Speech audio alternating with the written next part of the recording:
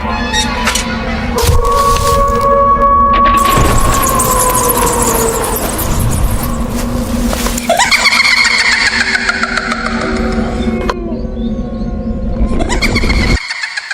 علیکم۔ نانا جی کی کہانیوں میں اپنے سبھی سننے والوں کو خوش آمدید کہتی ہوں۔ امید کرتی ہوں آپ سب لوگ خیریت سے ہوں گے، جہاں ہوں گے خوش ہوں گے، اور نانا جی کی کہانیوں کا بے صبری سے انتظار بھی کر رہے ہوں گے۔ سلسلہ شروع کرتے ہیں نانا جی کی خوفناک کہانیوں کا۔ ذوالفقار بتاتے ہیں کہ نانا جی کہتے ہیں ایک دفعہ نانا جی کے پاس ایک مرد اور عورت آئے، بہت زیادہ پریشان تھے اور رو بھی رہے تھے۔ شاہ صاحب کے پاس بیٹھے تو شاہ صاحب نے پوچھا کہ کیا بات ہے، آپ لوگ کیوں اتنے پریشان ہیں، کیا ہوا ہے؟ ان لوگوں کا یہ کہنا تھا کہ ہم لوگ ساہیوال کی طرف ایک گاؤں سے آئے ہیں اور بڑی سخت ہم لوگ مصیبت میں مبتلا ہیں۔ ہم لوگوں کا 21 سالہ بیٹا جو کہ اکثر جا کر گاؤں کی نہر پر بیٹھا کرتا تھا، ہم لوگ اسے منع کرتے تھے کہ شام کے وقت نہر پر جا کر مت بیٹھا کرو، لیکن پتہ نہیں اسے کیا عادت تھی، وہ اپنی عادت سے مجبور تھا یا جو کچھ بھی تھا، وہ ہر روز جا کر گھنٹوں اکیلا نہر پر بیٹھا رہتا تھا۔ پہلے تو ہمیں یہ لگتا تھا کہ شاید اپنے دوستوں کے ساتھ جا کر بیٹھتا ہے، لیکن 1 سے 2 بار جب اس کے دوست گھر سے پوچھنے آتے تھے تو ہم لوگ بتاتے تھے کہ وہ گھر میں بتا کر گئے کہ وہ نہر پر جا رہے ہیں۔ اس کے دوست کبھی اس کے پاس چلے بھی جایا کرتے تھے۔ اسی طرح سے وقت گزرتا گیا، اس کی یہ عادت پختہ ہو گئی۔ موسم تبدیل ہو گیا اور سردیوں کا موسم شروع ہو گیا۔ بھلا سردیوں کے موسم میں کوئی بھی نہر پر شام کے ٹائم تو جا نہیں سکتا، بلکہ دن کے وقت بھی وہاں پر جائیں تو معمول سے زیادہ ہی وہاں پر ٹھنڈ ہوتی ہے۔ ایک تو گھنے درخت، اوپر سے پانی، اور پھر خوب سردی، اور ہم لوگوں کے گاؤں کی جو نہر ہے وہ ہر وقت درختوں سے گھری رہتی ہے اور وہاں پر دھوپ بھی نہیں ہوتی۔ یہ پھر بھی وہاں پر جانے لگا۔ ہم لوگوں نے اسے منع کیا کہ تم گاؤں کی نہر پر مت جاؤ بیٹا، اب موسم تبدیل ہو گیا ہے، کہیں تمہیں بخار نہ ہو جائے، تم بیمار نہ ہو جاؤ۔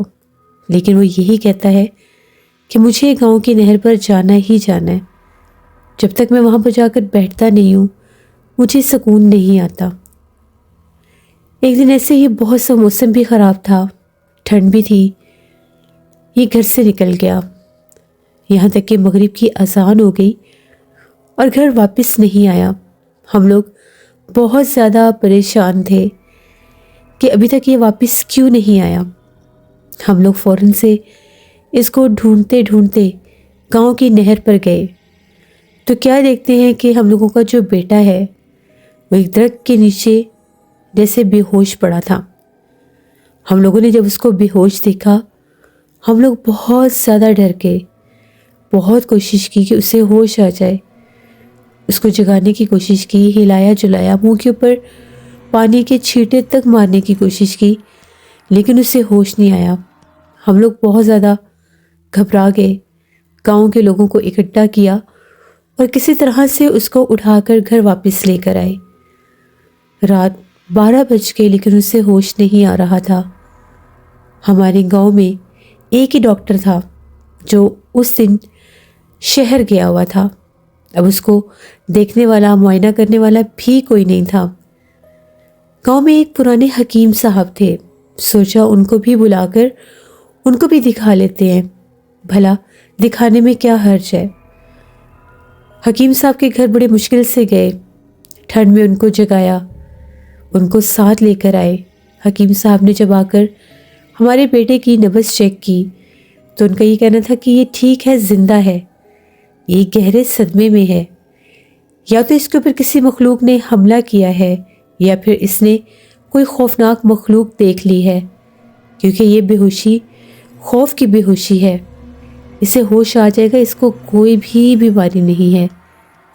اس کے چہرے کے اوپر بہت زور سے پانی کے چھینٹے مارے جو اس کو بہت زور سے جا کر لگے، اسے ہوش آ جائے گا، یا اس کے قریب بلند آواز میں اگر کوئی بولے گا تو بھی اسے ہوش آ جائے گا۔ تبھی ہم لوگوں نے پانی کا چھینٹا تو اس کے چہرے کے اوپر بہت زور سے مارا اور اس کے والد نے اس کو جب بلند آواز میں پکارا، راحیل کہہ کے بلایا، تو اس کی آنکھ کھل گئی۔ ہمارے بیٹے کا نام راحیل ہے۔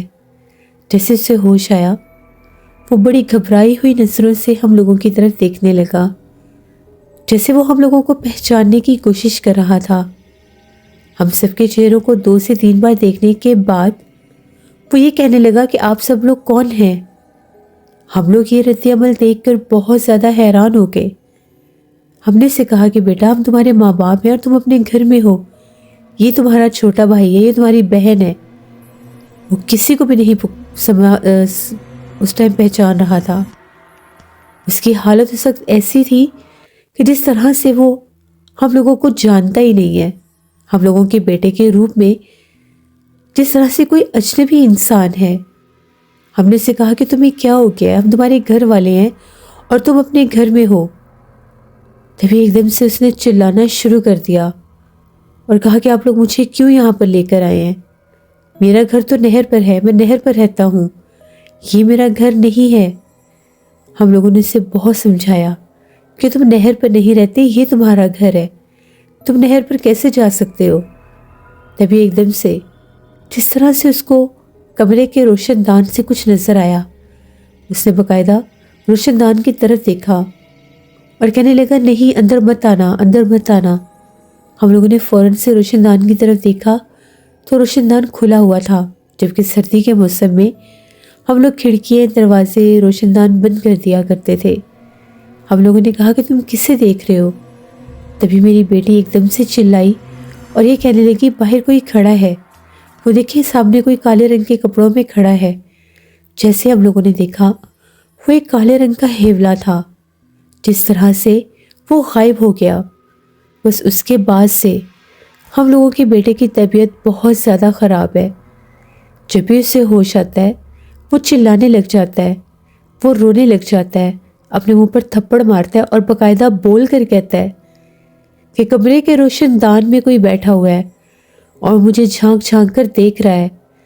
اگلے دن جب اسے ہوش آیا صبح، اس نے گھر کے سبھی لوگوں کو پہچان بھی لیا، لیکن چیخو پکار کرتا ہے، کھانا دے دیتے ہیں تو کھا لیتا ہے، نہیں دیتے تو مانگتا نہیں ہے، بس ہر ٹائم سہما رہتا ہے، بہن بھائیوں کو بھی دیکھ کے ڈرتا ہے۔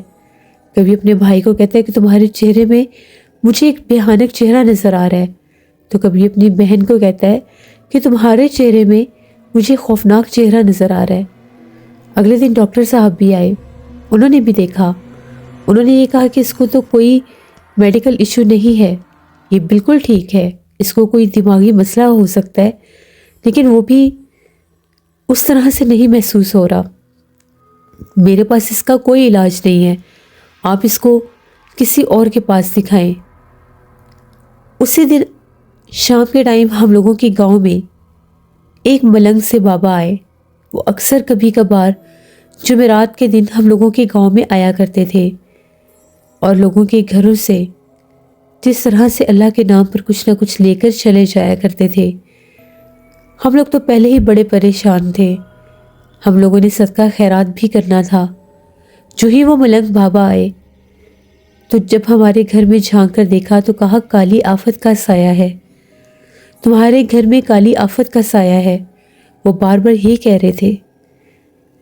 تبھی ہم نے کہا کہ آپ کیسی باتیں کر رہے ہیں، ہمارا بیٹا پہلے ہی بہت بیمار ہے، آپ ایسی باتیں نہ کریں۔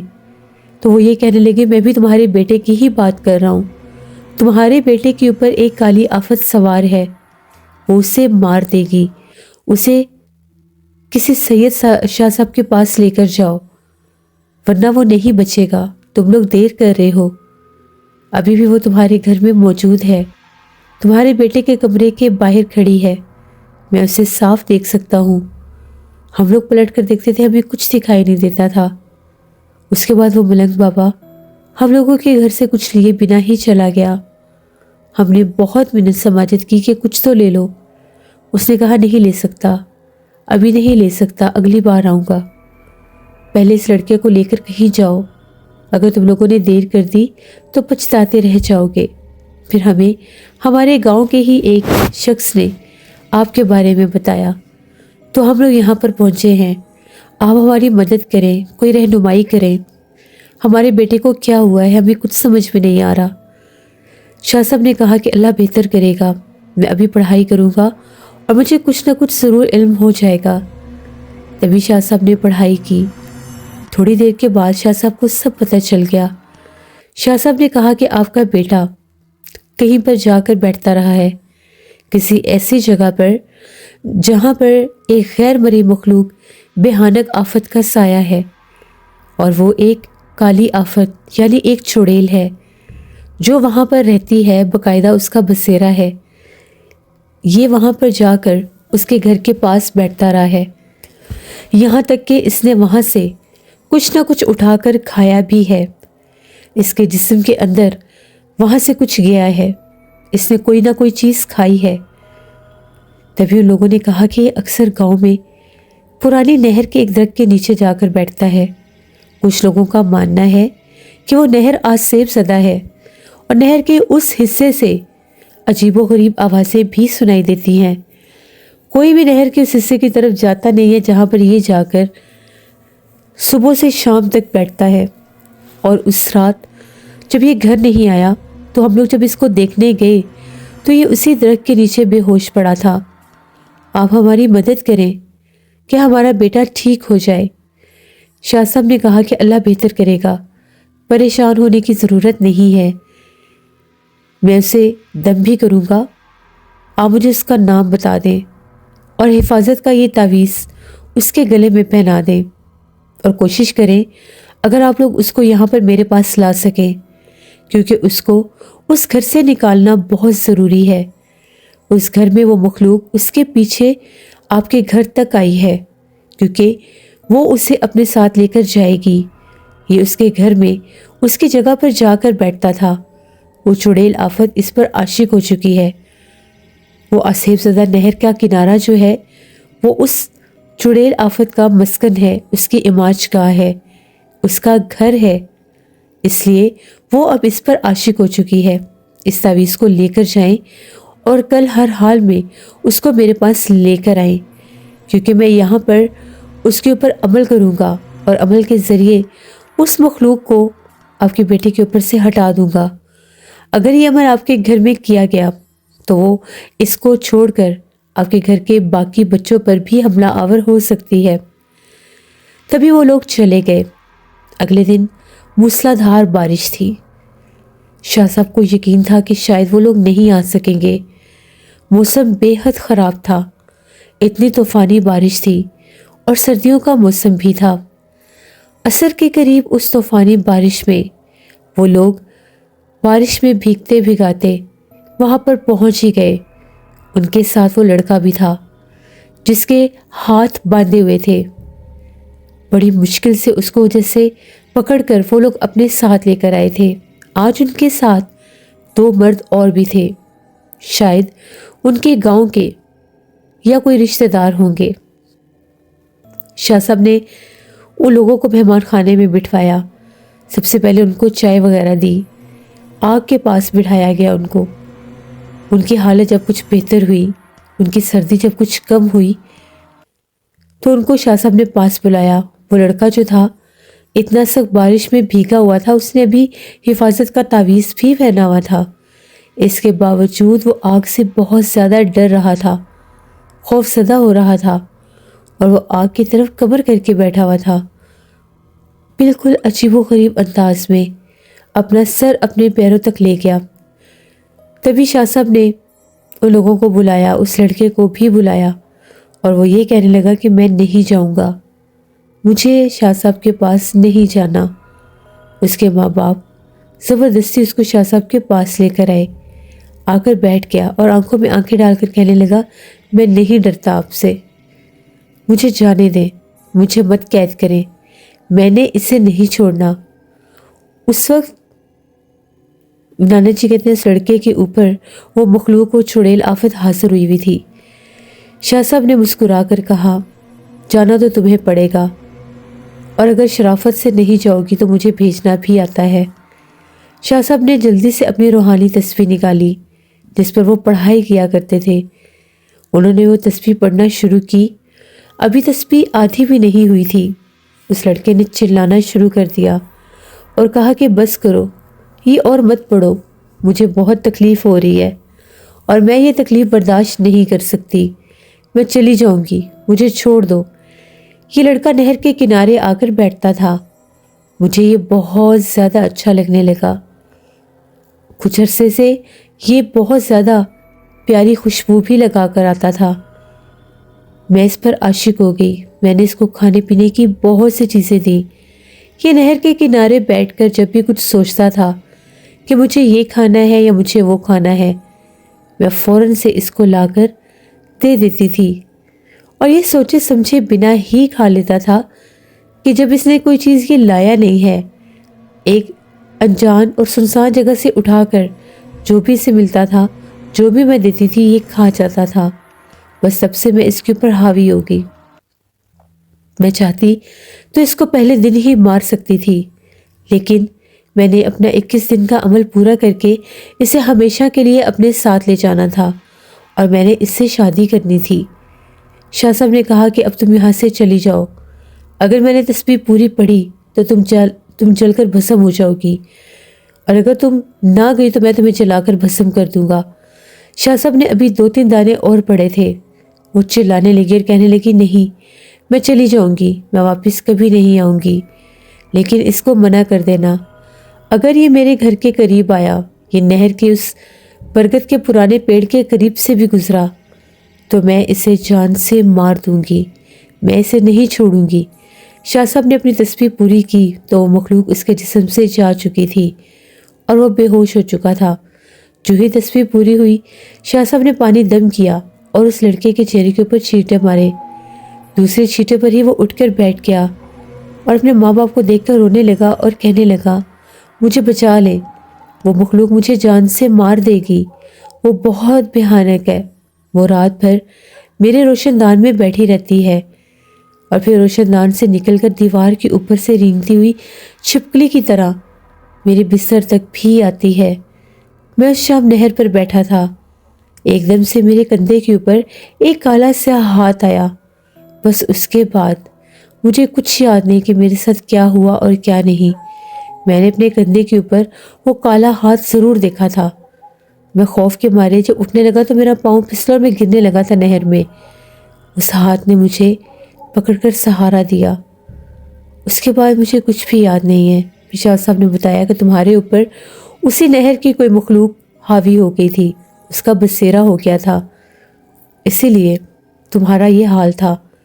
اگر تمہارے والدین تمہیں یہاں تک نہ لے کر آتے، زیادہ دیر ہو جاتی، 21 دن ہو جاتے، تو شاید وہ مخلوق تمہیں زندہ نہ چھوڑتی، کیونکہ جنات، بھوت پریت اور چڑیلے آفتے جب کوئی مخصوص ان کا ٹائم پیریڈ ہوتا ہے تو تب تک تو یہ کسی کو کچھ نہیں کہتی، لیکن جب وہ مدت پوری ہو جاتی ہے تو وہ ان انسانوں کو نقصان دینا شروع کر دیتے ہیں جن کے پیچھے وہ لگے ہوتے ہیں یا جن کے اوپر ان کو بھیجا گیا ہوتا ہے۔ شاہ صاحب نے اس لڑکے کو حفاظت کا تعویذ دیا اور کہا کہ غلطی سے بھی اس کو اپنے گلے سے مت اتارنا اور کبھی بھی بھول کر نہر کے اس پرانے درخت کے پاس مت جانا۔ اگر ایک بار بھی تم دوبارہ وہاں گئے اور کسی بھی روپ میں وہ مخلوق تم پر حاوی ہو گئی تو پھر اس کو نکالنا ناممکن ہو جائے گا۔ اس لڑکے نے کہا کہ میں کبھی بھی اس طرف نہیں جاؤں گا جہاں پر میرے لیے نقصان ہو۔ میرے ماں باپ نے مجھے ہمیشہ منع کیا، لیکن میں پھر بھی وہاں پر جا کر بیٹھتا تھا۔ وہاں کی گھنی چھاؤں، وہ صاف ستھرا کنارہ، مٹی کا حصہ مجھے بہت اچھا لگتا تھا۔ شاہ صاحب نے پھر اس پر پڑھائی کی، تقریباً 1 گھنٹہ عمل کیا۔ اس کے بعد اس کو تسبیح اور ایک تعویذ دیا اور کہا یہ تسبیح تم نے اپنے پاس رکھنی ہے، تمہاری حفاظت کرے گی۔ وہ ایک اور تسبیح تھی۔ اس کے بعد شاہ صاحب نے کہا کہ اب تم لوگ جا سکتے ہو، 7 دن تک تم نے گھر سے مغرب کے بعد باہر نہیں نکلنا، اور مغرب کے ٹائم گھر کے کھڑکیاں، دروازے آیت الکرسی اور بسم اللہ پڑھ کر بند کر دینا، انشاءاللہ سب بہتر ہوگا۔ کچھ عرصہ گزرا، 15-20 دن گزرے، وہ لوگ واپس آئے اور کہا کہ ہمارا بیٹا اب ٹھیک ہے، ہم آپ سے اجازت چاہتے ہیں، اس کا نکاح ہوا ہے اگر ہم لوگ اس کی رخصتی لے لیں تو کیا بہتر ہوگا؟ شاہ صاحب نے پوچھا کہ پہلے یہ بتائیں جو تعویذات دیے تھے اس کے بعد کوئی مسئلہ تو نہیں بنا؟ تو لوگوں کا یہ کہنا ہے کہ نہیں، اس کے بعد سے ہمارا بیٹا بالکل ٹھیک ہے، اب تو 5 وقت کی نماز بھی پڑھتا ہے اور جو تسبیح آپ نے دی ہے اس پر بھی ذکر و اذکار کرتا ہے۔ لیکن آدھی رات کے بعد ہم لوگوں کے گھر کے باہر سے بہت ڈراؤنی آوازیں آتی ہیں۔ آج 8واں دن ہے، آج آواز نہیں آئی، 7 دن تک وہ آوازیں آتی رہیں۔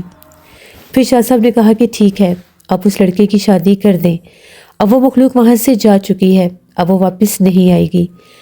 اس طرح سے شاہ صاحب نے ان لوگوں کی مدد کی، اور نانا جی ہمیشہ سے یہ کہتے تھے کہ کبھی بھی شام کے بعد نہروں پر اور دریا کے کنارے پر جا کر نہیں بیٹھنا چاہیے، کیونکہ وہاں پر بہت زیادہ جنات کا بسیرا ہوتا ہے، اور بعض اوقات اگر یہ جنات انسان پر حاوی ہو جائیں، اس کے حواسوں پر حاوی ہو جائیں، تو اس کو اس حد تک ہپناٹائز کرتے ہیں کہ انسان خودکشی کر لیتا ہے۔ پھر دریا اور کیا اور نہریں کیا، ان میں چھلانگ لگا کر اپنی جان تک دے دیتے ہیں، اور بہت سے لوگ آسیب زدہ بھی ہو جاتے ہیں۔ یہ ایک کہانی تھی۔ بہت شکریہ ذوالفقار آپ کا۔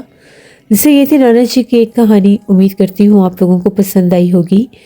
آپ لوگ جو میرے چینل کو وزٹ کر رہے ہیں، ابھی تک سبسکرائب نہیں کیا، تو نانا جی کی ایسی ہی کہانیاں سننے کے لیے میرے چینل کو سبسکرائب کریں اور مجھے سپورٹ کریں، اچھے کومنٹس کیا کریں اور ویڈیو کو آگے شیئر ضرور کیا کریں۔